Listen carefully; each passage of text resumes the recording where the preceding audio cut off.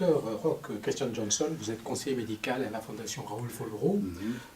On va bientôt, ça va être le 66e journée mondiale de la lèpre. Donc, quelles sont aujourd'hui les données épidémiologiques de la lèpre au niveau mondial? Voilà.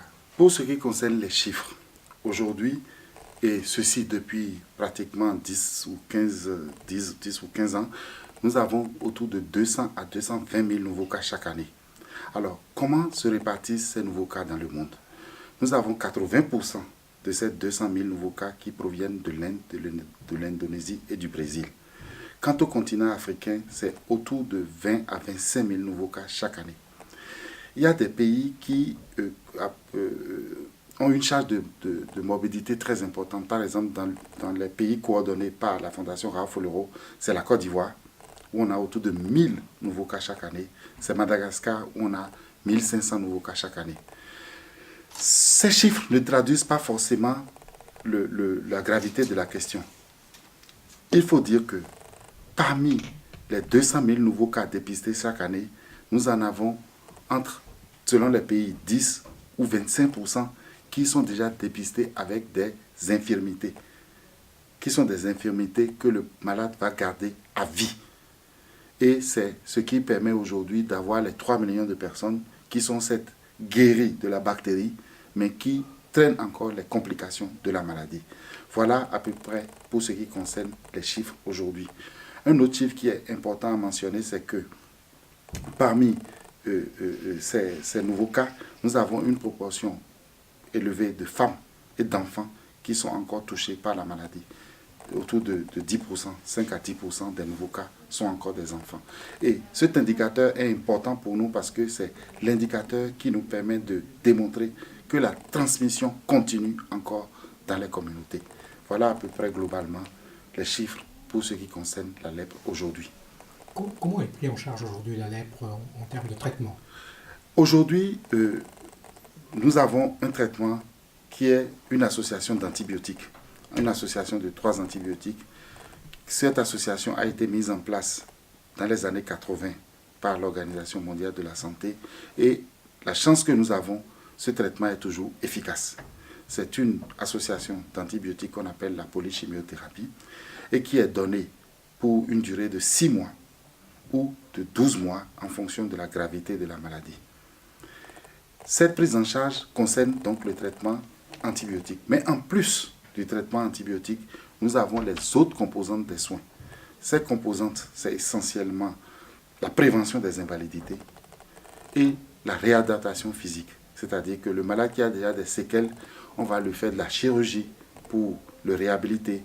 On va lui faire un traitement préventif des réactions par des traitements anti-inflammatoires puissants pour qu'il ne développe pas, pour prévenir la paralysie des nerfs, etc., etc. Prise en charge par les antibiotiques, prise en charge des préventions des complications, mais également la réinsertion. C'est-à-dire que le malade, malheureusement, qui a déjà une incapacité, une invalidité, on ne va pas le laisser. On va lui proposer des activités de réinsertion pour qu'il soit digne, pour qu'il soit intégré dans sa communauté, parce que la lèpre reste une maladie stigmatisante.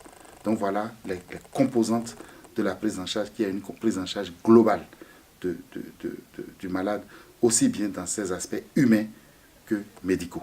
Quelles sont les perspectives futures? Les perspectives futures, c'est qu'aujourd'hui, nous devons développer des outils aussi bien pour la prévention que pour l'amélioration du traitement. Par exemple, au niveau du traitement, la principale perspective, c'est d'améliorer ce traitement-là et le rendre plus court. Je disais tantôt que le traitement, c'est 12 mois. Eh bien, nous allons démarrer un essai clinique au Mali avec une molécule beaucoup plus puissante qu'on appelle la bédaquiline. Et le but de cet essai, c'est d'avoir un régime thérapeutique beaucoup plus puissant et plus court. Plutôt que de 6 mois ou de 12 mois, nous faisons l'essai pour tester si au bout de 2 mois, on peut tuer le germe et avoir de l'amélioration clinique. Vous concevez avec moi que de 12 mois, si on peut raccourcir le traitement à 2 mois, c'est extrêmement bénéfique, aussi bien pour les malades que pour les systèmes de santé. Ça, c'est le traitement. Mais il y a également la possibilité de développer un vaccin. Aujourd'hui, ce vaccin a été développé aux États-Unis par American Leprosy Mission en collaboration sous le financement de Folro et de plusieurs associations de l'ILEP. Et aujourd'hui, on commence l'essai clinique de phase 1, c'est-à-dire qu'on va administrer ce vaccin à des volontaires sains pour voir si ce vaccin est toléré, l'essai de tolérance pour voir si ce vaccin est bien supporté. Et après ça, si on passe cette étape, on va venir à l'essai clinique de phase 2 et de phase 3. Ce vaccin va nous permettre, si on le met en place, de prévenir non seulement les nouveaux cas, c'est-à-dire l'incidence de la maladie, mais ça va également nous permettre de prévenir les complications neurologiques. Parce que dans les études qui ont été faites, ce vaccin a démontré une efficacité dans la prévention des complications neurologiques qui font toute la gravité de la lèpre. Quelles sont les recommandations de l'Organisation mondiale de la santé? En septembre 2018, l'OMS a publié de nouvelles directives. Ces nouvelles directives prévoient une mesure extrêmement ambitieuse et qui est très importante pour nous sur le terrain.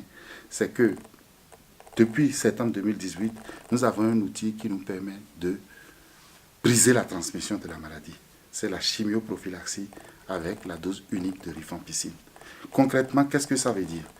Quand nous allons sur le terrain et nous dépistons les malades, nous allons traiter les malades par la polychimiothérapie, l'association d'antibiotiques. Mais les sujets qui sont en contact de ces malades et qui ont déjà la bactérie dans leur organisme, nous allons leur faire un traitement préventif pour stopper l'évolution de la maladie, pour que ces derniers ne développent plus des lésions cliniques. Et ça, c'est quelque chose d'extrêmement important. C'est un outil extrêmement important que nous avons aujourd'hui dans la lutte sur le terrain. En plus de ces outils, nous avons des stratégies que nous appelons les stratégies transversales.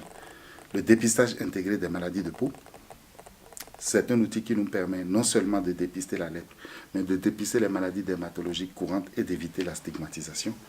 Nous avons la stratégie eau, hygiène et assainissement qui nous permet non seulement de prévenir les complications, mais d'apporter de l'eau, la promotion de l'hygiène dans la communauté.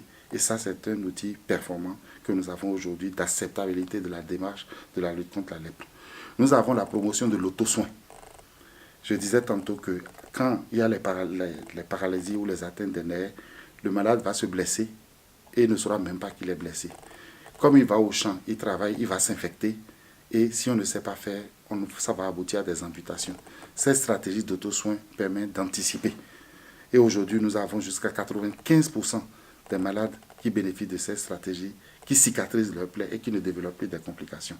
Et enfin, nous avons la prise en charge inclusive du handicap. On va traiter le handicap de la lèpre, mais on va également traiter le handicap dû à d'autres maladies qui peuvent éventuellement bénéficier des stratégies similaires. Donc, en gros, voilà les stratégies transversales qui sont aujourd'hui recommandées et que nous déployons sur le terrain. Merci, Dr Johnson. Merci beaucoup. Merci.